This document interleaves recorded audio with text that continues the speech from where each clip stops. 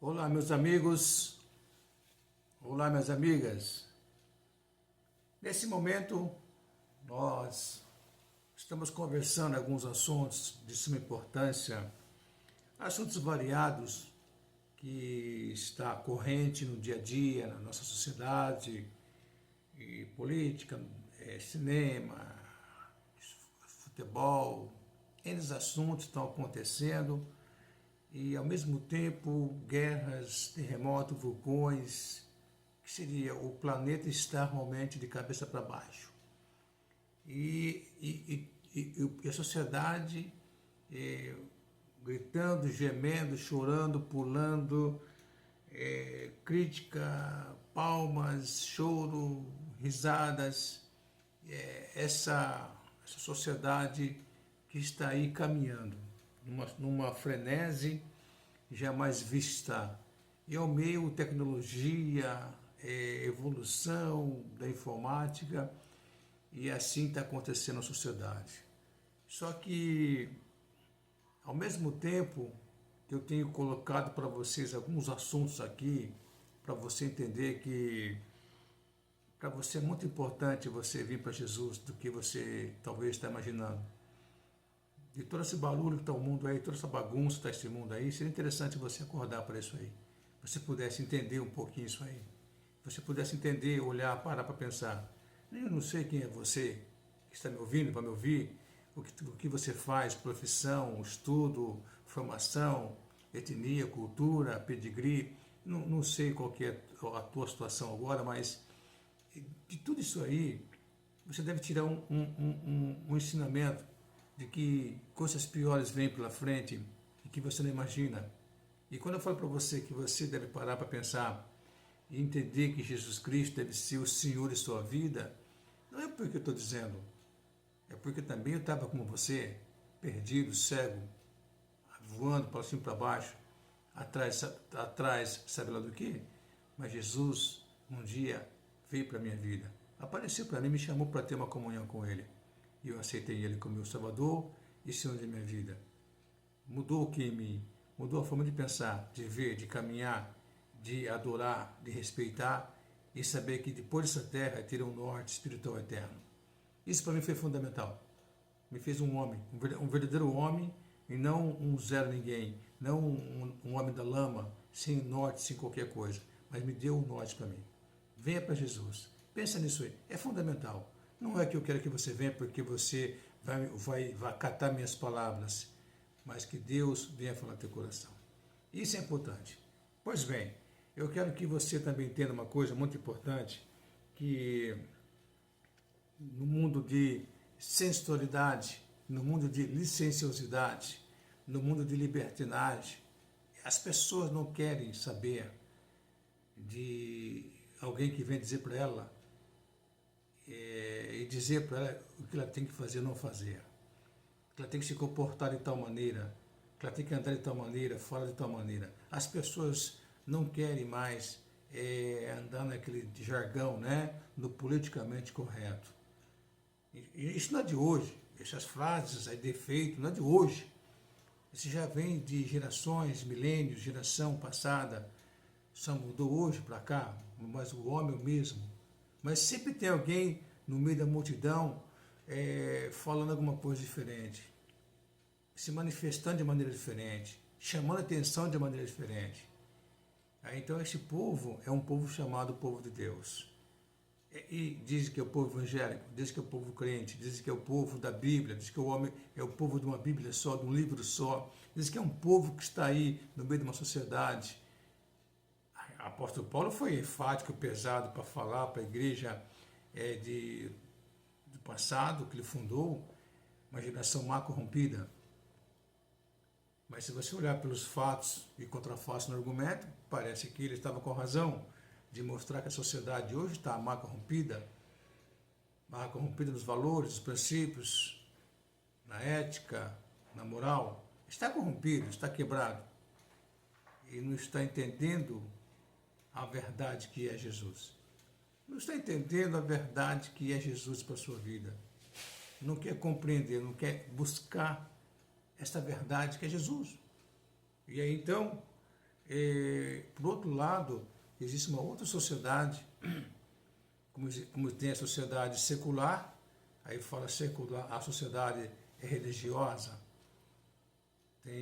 tem a sociedade empresarial, tem a sociedade, são várias sociedades, mas então, como fala assim no meio religioso, que existe uma sociedade secular, uma sociedade religiosa, mas a Bíblia fala que existe um povo que é o povo de Deus, de fato, é um povo de Deus de fato, não é um povo que está aí brincando com o povo, não é um povo que diz que tem uma Bíblia de fato, somente uma Bíblia em sua casa, não é um povo que diz que ser o povo de Deus, que somente vai para uma igreja, vai para uma cátedra, que vai para uma capela, que vai para saber lá onde for, e fica lá no ritual, no cerimonial, é viciado, mecânico, e depois sai para fora, comete estrepulias, bagunças e algo mais, e você de repente está vendo, e você deve falar, poxa, como pode essas pessoas dizer que são crentes e ter uma atitude comportamental dessa forma?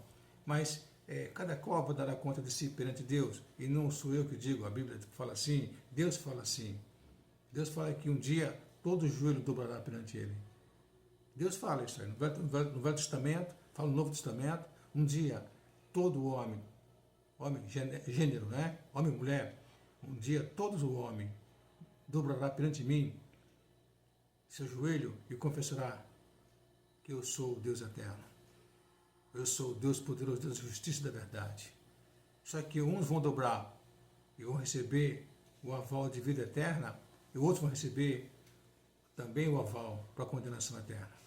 Mas eu quero passar para você então que existe esse povo que está aqui. E esse povo que está aqui, que diz ser povo de Deus, deveria pensar melhor em seu comportamento, em sua atitude, em seu andar, em seu falar, naquilo que a Bíblia atesta em profundidade. Como eu tenho falado que existe uma sociedade que veio se arrastando. Quando Deus puniu a geração pré-diluviana, ele não apenas puniu uma geração pré-diluviana, ele não puniu apenas por punir, por subjugá-los, porque ele tinha um prazer de fazer isso à toa, não. Ele simplesmente vinha dando sinais de que aquela sociedade estava corrompida desde a sua meninice, desde a sua infância, e a uma estava totalmente bagunçada aquela sociedade. E ele colocou Noé, um pregador da justiça, e o único homem que foi encontrado naquela sociedade, isso é a Bíblia que fala, é fundamental, é importante entender isso aí. Ele encontrou o único homem, Noé, para que pudesse falar com a sociedade de tal forma que a sociedade ali fala que ele pregou 120 anos. Mas como ele pregou 120 anos, se fosse hoje, com a redução da idade das pessoas, então ele pregaria para 12 anos para uma sociedade mundial. Ele, hoje, com toda a tecnologia para o mundo afora, ele pregaria para todas as nações possíveis, usaria todas as redes sociais possíveis, ele usaria todos os canais de televisão possíveis, para poder falar para a sociedade que se arrependesse, porque Deus ia mandar um julgamento de chuva. Ele fez aquilo, ele fez o papel dele, ele pregou, ao ponto que ele recebeu o título de o pregoeiro da justiça, o pregador da justiça, para que a sociedade entendesse, mas num novo entendimento. Zombava dele, porque onde ele estruturou, onde ele colocou a sua arca, ele construiu a arca, ele estava muito longe de qualquer mar, oceano. Mas ele creu em Deus, ele obedeceu a Deus. Ele fez uma arca segundo Deus falou, faça primeiro, segundo, terceiro andar. Faça assim, assim, assado, pega todos os animais que vou trazer para você, coloca na arca, porque eu vou trazer chuva, vou matar toda essa humanidade. E Deus fez isso aí. Então seria o sinal de Deus para a sociedade mundial. Aí, passado um tempo, Deus destruiu também a sociedade, não destruiu, mas espalhou a sociedade má corrompida da Torre de Babel. Queria fazer uma torre, segundo o coração deles, mas uma torre que não era apenas uma torre, mas uma propósito de fazer algo contra Deus. E Deus, na sua sabedoria, percebeu que aquilo estava errado confrontando de fato o que ele tinha falado para Noé pós o dilúvio, encher a terra, espalhar por todo o território mundial, encher a terra, não faça nada concentrado. Essa é a concentração. Então Deus puniu aquela humanidade, confundiu as línguas. Hoje eu falo língua portuguesa, outro fala inglês, fala francês, fala alemão, essa loucura de línguas aí, e ninguém entende ninguém quando se encontra nas Nações Unidas, entre aspas, e assim por diante. E aí veio para cá, então Deus veio punindo a humanidade. Veio punindo a humanidade, essa geração má corrompida, veio punindo, por quê? Porque não queria obedecer a Deus. E hoje não quer obedecer a Deus. Hoje também não quer obedecer a Deus. Você vê hoje a sociedade, hoje ela está totalmente polarizada. Ela está assim unificada na impiedade e na maldade. E o qual realmente esse texto é tão clássico que o apóstolo Paulo fala isso aí na sua carta. Ele mostra um texto assim muito profundo. Ele fala assim que ele fala para a igreja isso aí, para a verdadeira igreja que prega a mensagem da graça, que ouve a mensagem da graça, que vive a mensagem da graça, que anda na terra como sal da terra, como luzeiro, como luz na terra, e como ele fala para a igreja dos Coríntios, anda exalando o bom perfume do Senhor Jesus Cristo.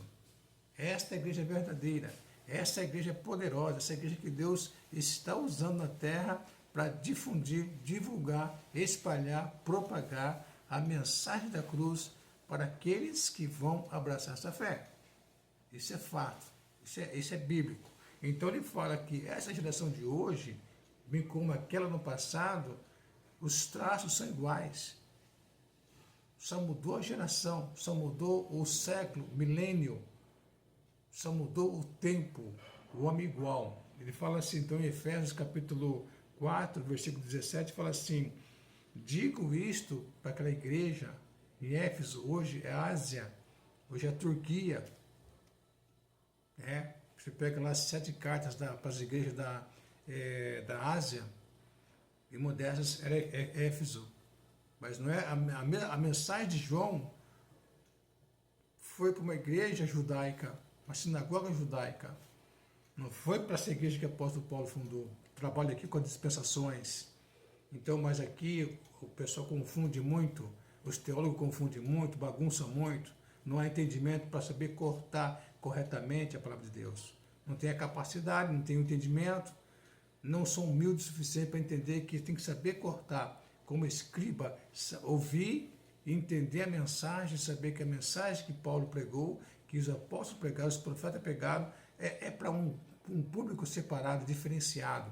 E aqui então Paulo fala aqui para os Efésios que digo isto e testifico no Senhor Jesus, que não andeis mais como andam também os outros gentios. Gentil sentido, pessoas que é diferenciado dos judeus. Então, judeus e gentios diferenciavam, para poder saber que os judeus, eles tinham por sobrenome judeu, das tipos de Abraão, tinha as promessas dos pais, tinha a estrutura mosaica em seus ombros, tinha os profetas como testemunha, e tinha o Messias que veio, e eles mataram e crucificaram, mas foi ressuscitado. Então, o judeu e gentil diferencia cultura judaica da cultura gentílica. E como anda outros gentios na vaidade do seu sentido e dos seus pensamentos, entenebrecidos, endurecidos no entendimento. É uma coisa que é interessante, endurecidos no entendimento. Pessoas endurecem o entendimento. São mente de diamante que não penetra nada. Ele fala aqui, separados da vida de Deus. Separados da vida de Deus. Pela ignorância. Ignorância é falta de conhecimento. Não que sejam pessoas tolas, ignorantes na cultura, no estudo, na formação, não. Eles são ignorantes a respeito do assunto, quando o assunto é Bíblia. Quando o assunto é Deus, Pai, Deus Filho, Espírito Santo. Quando o assunto é vida eterna, quando o assunto é abraçar uma fé no Senhor Jesus e largar essa vida mundana suja, largar esta vida de endurecimento, de entendimento, de uma vida de separação de Deus, uma vida de ignorância que há neles, por causa da dureza que há no coração deles. Ainda há uma dureza no coração. Mas isso é fato. Isso é fato. E ele fazia os quais, havendo perdido todo o sentimento. Interessante, gerações passadas perderam o sentimento. A geração presente também perdeu os sentimentos. Por que perderam? Ele fala aqui, se entrega. Porque quando a pessoa perde o sentimento, ele perde o sentimento aqui, é o sentimento de verdade, de justiça, o sentimento de pureza, sentimento de temor, de tremor diante de Deus. É de respeitar os princípios da família, respeitar os padrões de uma sociedade que deveria ter ordem e decência, saber andar dentro de uma normalidade estabelecida por Deus. Deus estabeleceu família, pai, mãe, filhos, gerações para viver em comunhão e criar família, para ter uma sociedade crescente, ordeira, um só pai, uma só mãe, só filhos, e esses filhos casando com outros filhos de outras famílias, gerando filhos, e assim a sociedade crescendo.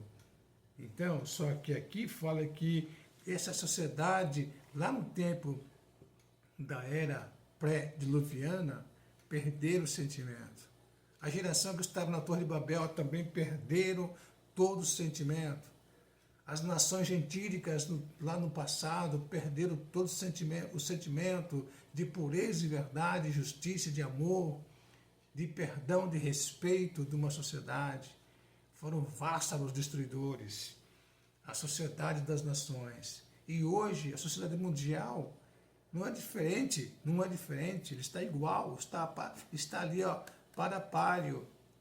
Está apenas copiando a cartilha, seguindo a cartilha dessa sociedade. E aqui fala, então, aqui, perdendo todo o sentimento, se entregaram à dissolução, para com avidez cometerem toda impureza. Que toda impureza é essa que o apóstolo Paulo está falando aqui? Impureza sexual. Lá em Romanos capítulo 1, você pode ler Romanos capítulo 1, nas cartas dos Romanos, ele fala que a impureza é para avidez, entregar a dissolução com toda avidez, vontade, com água na boca, ao homossexualismo. Homem com homem, mulher com mulher. Prostituição, mercado da prostituição, sequestros, homicídios. Ele fala coisas horríveis, pedofilia. E aí um calhamaço de coisas que você está observando que está acontecendo. Mas ele fala para uma igreja verdadeira, para uma igreja verdadeira, você que está querendo viver uma vida com Cristo, está buscando uma vida com Cristo, quer andar com Cristo a cada dia. Então ele fala assim no versículo 20, mas vós, igreja verdadeira, a igreja de Cristo, a igreja comprada, lavada, santificada, reconciliada, redimida, eleita no sangue de Cristo, essa igreja que foi eleita antes do universo existir. No capítulo 1 ele fala aqui, para você entender, eu vou ler para você, por isso que essa igreja não é igreja do reino, não é igreja do concerto, não é igreja do pacto abraâmico, pacto mosaico, pacto sináitico, pacto davídico. Não tem pacto aqui de aliança com o Velho Testamento, porque ele fala aqui, ele fala no versículo 3 e 4, fala assim, ó, bendito o Deus e Pai de nosso Senhor Jesus Cristo, o qual nos abençoou com todas as bênçãos espirituais nos lugares celestiais em Cristo. Não nos abençoou com as bênçãos espirituais lá na Nova Jerusalém, não. Não tem Nova Jerusalém para o corpo de Cristo. Aqui tem sim. Aqui fala então, os quais nos abençoou com toda sorte de bênçãos nas regiões celestiais em Cristo Jesus, lá nas regiões celestiais. E aqui ele vai dizer para essa igreja verdadeira, composta de evangelistas, pastores e mestres e embaixadores com seus dons e talentos. Vai dizer para essa igreja verdadeira que está no Brasil e nas nações. Ele fala assim, como também nos elegeu. Como também nos elegeu. Elegeu quem? A Israel, a estirpe de Abraão, o povo de Israel, que está hoje lá em Jerusalém, voltando para a sua terra prometida, segundo as profecias de Deus do Novo Testamento, que unificaria seu povo de volta à terra prometida e o Messias viria para reinar com eles. Quem é esse? Quem está sendo eleito? Quem foi eleito aqui? Quem foi? É a igreja, o corpo de Cristo hoje, omitida, ocultada por falsos teólogos, falsos pastores, falsos mestres, como Pedro falou, esses que pervertem a verdade, insanos, loucos. Então ele fala aqui, então, nos elegeu nele quem? Em Cristo Jesus, antes da fundação do mundo, antes do universo existir, antes das galáxias existir, ele nos elegeu para que fôssemos judeus? Judeus? Não, a igreja verdadeira, a igreja corpo de Cristo, fôssemos santos, seria santos, separados, irrepreensíveis, quer dizer, corretos diante dele, Deus em amor. E esta igreja, então ele fala isso no capítulo 4, ele fala aqui, mas vós, igreja, hoje, a igreja está, infelizmente, ela também está perdida em todo o seu sentimento, está endurecida, está cauterizada, está maculada, manchada, está lameada de pecado, corrupção, sujeira, a tal ponto que até o mundo entra em sua casa, filma e põe na rede social as suas parafernálias e fala aqui, mas vós, igreja, a igreja verdadeira, a igreja de Cristo, lavada, santificada no sangue de Jesus, mas vós não aprendestes assim a Cristo, que seria, vocês não aprenderam a ter uma vida entenebrecida, uma vida de separação de Deus, uma vida de ignorância, uma vida de dureza, uma vida de sentimento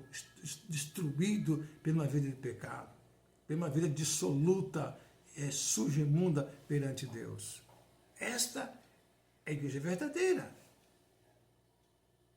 Essa é a igreja verdadeira.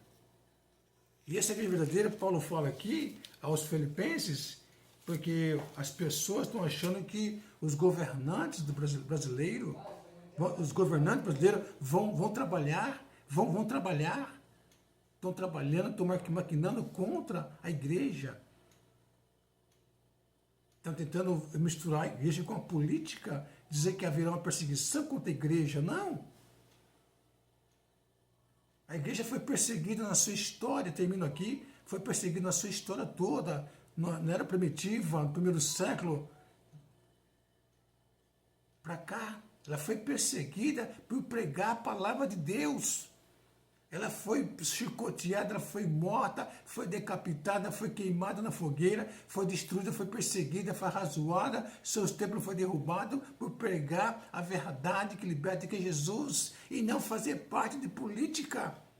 E não ficar correndo atrás de política, defendendo bandeira política, defendendo bandeira partidária, bandeira de ideologia, de viés político, não. O papel da igreja é pregar a palavra de Deus. Então ele fala assim, então o apóstolo Paulo fala aqui, então, em nada vos espanteis dos que resistem Porque tem pessoas que resistem não à questão política, está resistindo em relação à palavra de Deus, à fé no Senhor Jesus Cristo, que para eles, na verdade, é indício de perdição, mas para vós, de salvação, isso da parte de Deus. Então o crente, o servo de Deus, verdadeiro, não deve se meter em situações assim. Mas ele fala aqui também, agora vem a parte principal, que só devemos temer realmente qualquer autoridade mundial. E devemos desobedecer qualquer autoridade mundial. Devemos contrariar qualquer autoridade mundial, que mais poderosa que seja, que tenha mais poder, que for, podemos então desobedecê-la.